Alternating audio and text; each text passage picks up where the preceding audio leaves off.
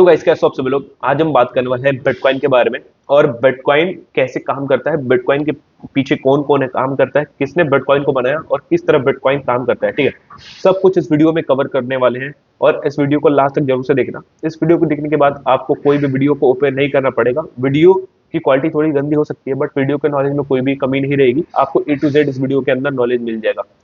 तो अगर मैं बात करूं बिटकॉइन के बारे में, तो बिटकॉइन काम करता है ब्लॉकचेन के ऊपर। ठीक है, तो बिटकॉइन ब्लॉकचेन के ऊपर काम करता है। तो बिटकॉइन में बात करने से पहले हमें ब्लॉकचेन के बारे में बात करना पड़ेगा। तो ब्लॉकचेन क्या है? ठीक है, सबके दिमाग में यही रहता है कि ब्लॉकचेन क्या है। तो ब्लॉकचेन का आप अगर मीनिंग करोगे तो ब्लॉक और चेन, ठीक है, ये दो वर्ड आते हैं। तो इसमें होता क्या है कि ब्लॉक का चेन होता है, जैसे कई सारे ब्लॉक होते हैं और इस ब्लॉक का बहुत बड़ा चेन होता है, इसको हम लोग कहते हैं ब्लॉकचेन। ठीक है, तो ब्लॉकचेन के ऊपर बिटकॉइन काम करता है। अगर आप ब्लॉकचेन के बारे में जान जाओगे तो डाउट आपका बिटकॉइन के ऊपर से 100% क्लियर हो जाएगा। तो ब्लॉकचेन के बारे में ही पूरे बढ़िया से बात करते हैं इस वीडियो के अंदर। तो ब्लॉकचेन काम कैसे करता है? तो जैसे आप समझ लो कि आप अगर आपके बैंक में 10,000 रुपए हैं तो आपके उसके ऊपर सरकार का अधिकार होता है, गवर्नमेंट का रूल होता है। गवर्नमेंट उसको चाहे तो फ्रीज कर सकती है, चाहे तो उसे मतलब उसके ऊपर गवर्नमेंट का अधिकार है। बट अगर हम बात करें ब्लॉकचेन के ऊपर तो ब्लॉकचेन डिसेंट्रलाइज है। ठीक है, ब्लॉकचेन के ऊपर किसी का हाथ नहीं है। इसमें क्या होता है कि इसके अंदर बहुत ज़्यादा ट्रांसपेरेंसी होती है। कोई भी इसमें रिस्क नहीं होता। अगर आप ट्रांजेक्शन करते हो तो उसमें चोरी होने का चाहे डेटा डिलीट होने का क्यों नहीं होता है, सब कुछ इस वीडियो के अंदर ही कवर कर देंगे। तो अगर हम बात करें, अगर आप इस पे जाने से पहले बात करोगे, जैसे ब्लॉकचेन क्या होता है। ब्लॉकचेन बनाया गया था ट्रांसपेरेंसी के लिए और इसके ऊपर किसी का भी अधिकार नहीं है, इसलिए बनाया गया था। इसको एक तरह से समझ लो कि blockchain is a digital notebook, ठीक है, that records all the transaction. Blockchain एक डिजिटल नोटबुक है, कॉपी आप समझ लो, जिसके अंदर आप कई सारे ट्रांजेक्शन को स्टोर कर सकते हो और ये कहीं भी डिलीट नहीं होता। कैसे नहीं होता? अगर हम बात करें तो ये है डिसेंट्रलाइज। ठीक है, डिसेंट्रलाइज है, सिक्योर है और ट्रांसपेरेंट है। तो सिक्योर कैसे है ये अगर हम बात करें तो सिक्योर इसलिए है कि अगर आप इसके अंदर कोई भी छेड़खानी करोगे, जैसे हैकर्स क्या करते हैं, हर जगह हैकिंग करने के प्रयास करते हैं। बट ब्लॉकचेन के अंदर आप हैकिंग इसलिए नहीं कर सकते क्योंकि ब्लॉकचेन में अगर आप हैकिंग करने जाओगे तो एक ब्लॉक ब्लॉक जो ब्लॉकचेन होता है ना, कई सारे ब्लॉक होते हैं।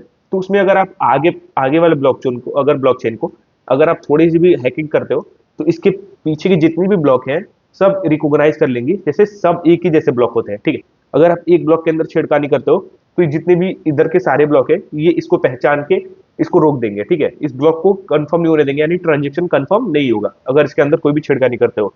तो ये ब्लॉकचेन क्या हो जाएगा, इसका ट्रांजेक्शन कंफर्म नहीं होगा और ये हैकिंग से बच जाएगा और पूरी चेन हैकिंग से बच जाती है। तो ऐसे ही काम करता है ब्लॉकचेन।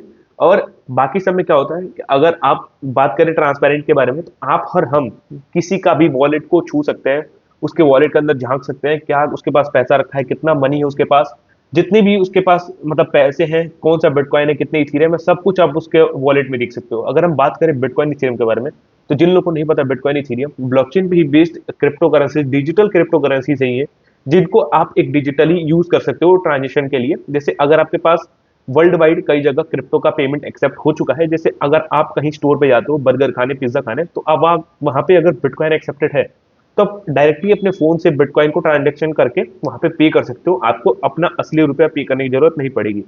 तो बिटकॉइन काम कैसे करता है? बिटकॉइन को ब्लॉकचेन के ऊपर ही बनाया गया था, डिसेंट्रलाइज कॉइन है ये। ठीक है, बिटकॉइन एक समझ लो कि एक डिजिटल करेंसी है जिसका प्राइस जो है फ्लक्चुएट होता है और ये ऊपर नीचे करता रहता है अपने टाइम के अनुसार। ठीक है, पहले इसकी वैल्यू थी 100 रुपए, आज इसकी वैल्यू लगभग 90 लाख रुपए के आसपास है 2024 दिसंबर में।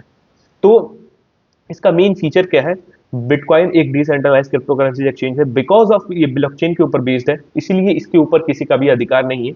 बोला जाता है कि इसे 2009 में सतोशी नाकामोटो एक इसके ऑनर हैं जिन्होंने इनको डिस्क्राइब किया था, इसको बनाया था। ठीक है, उसके बाद से ही सारे क्रिप्टो करेंसीज आए हैं, जैसे इथीरियम, सोलाना, एलडीसी वगैरह, ये कई सारे क्रिप्टो करेंसीज है बट सब एक ही पे बेस्ड है, वो है ब्लॉकचेन। ठीक है, ब्लॉक का चेन अलग हो सकता है बट ब्लॉकचेन पे ही सब बेस्ड है।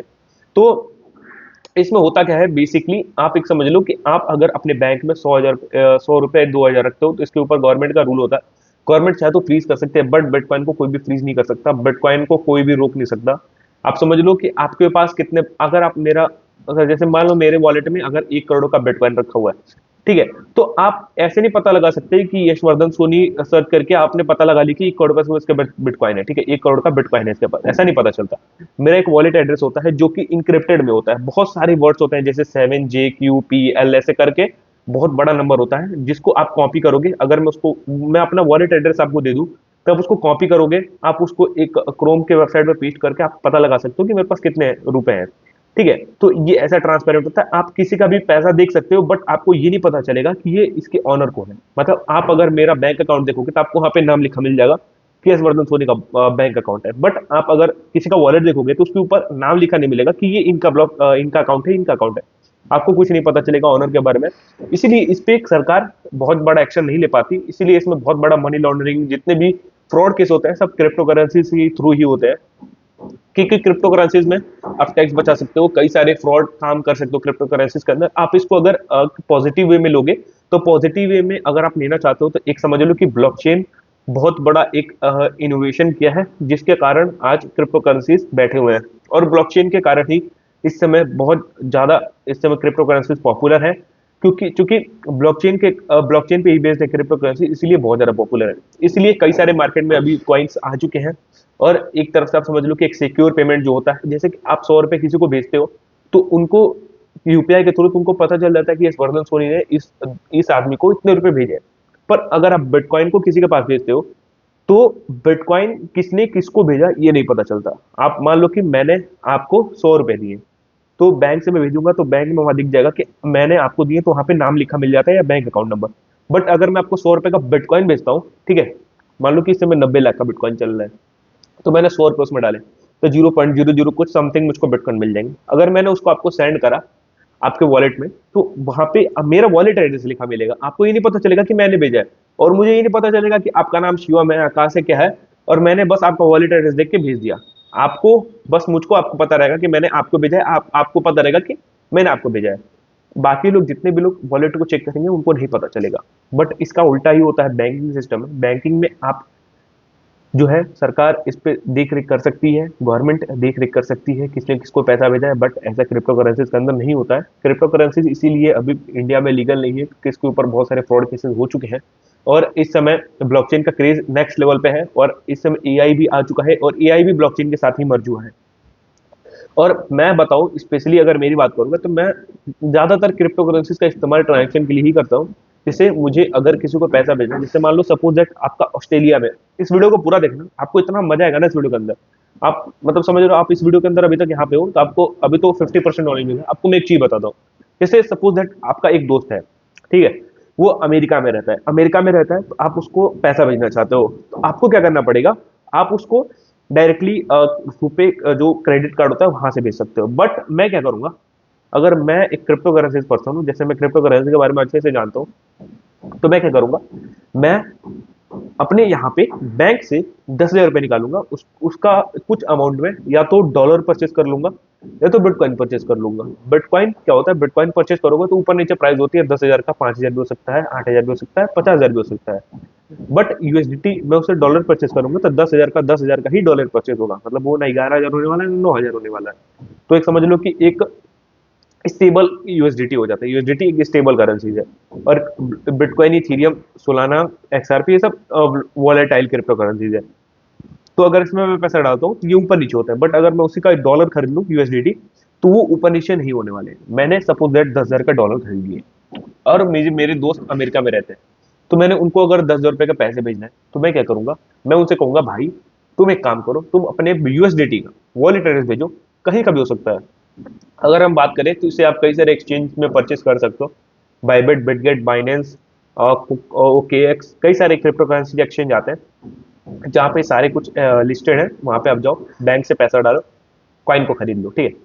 तो मैंने यूएसडीटी परचेस करा और मुझे अपने दोस्त को भेजना है, तो मैं कहूंगा वॉलेट एड्रेस भेजो अपना। वो वॉलेट एड्रेस जैसे JQLP पता नहीं कैसा कैसा नंबर होता है उसके अंदर, वो इनक्रिप्टेड मोड में होता है, तो वो मुझे भेजेगा कॉपी करके, फेसबुक पे, व्हाट्सएप पे, कहीं भी भेज देगा।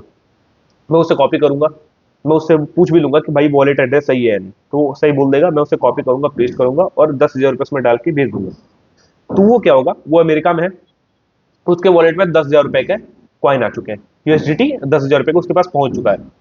अब वो क्या करेगा, उस यूएसडीटी को वो विड्रॉ करेगा। विड्रॉ कैसे करेगा, अमेरिका के बैंक में। अब अमेरिका के बैंक को ये नहीं पता है कि ये बिटकॉइन, मतलब ये आदमी पैसे पा कहां से रहा है।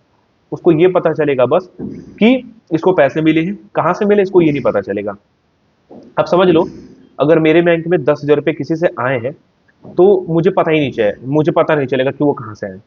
मतलब आप एक समझ लो कि जैसे कि आप मैं आपको कैसे समझाऊं।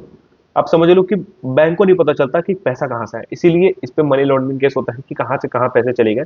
और इसलिए बैंक इस पर रूल लगाना चाहती है, इसको एक पूरा तरह से एक मतलब टैक्सेशन लगाना चाहती है, ताकि इसके ऊपर पूरा प्रतिबंध लगाया जा सके। तो यही है बाकी वीडियो के अंदर। बाकी वीडियो कैसे लगी कमेंट होकर बताना, वीडियो को लाइक, चैनल को सब्सक्राइब कर देना। तब तक गुड बाय, टेक केयर, जय हिंद।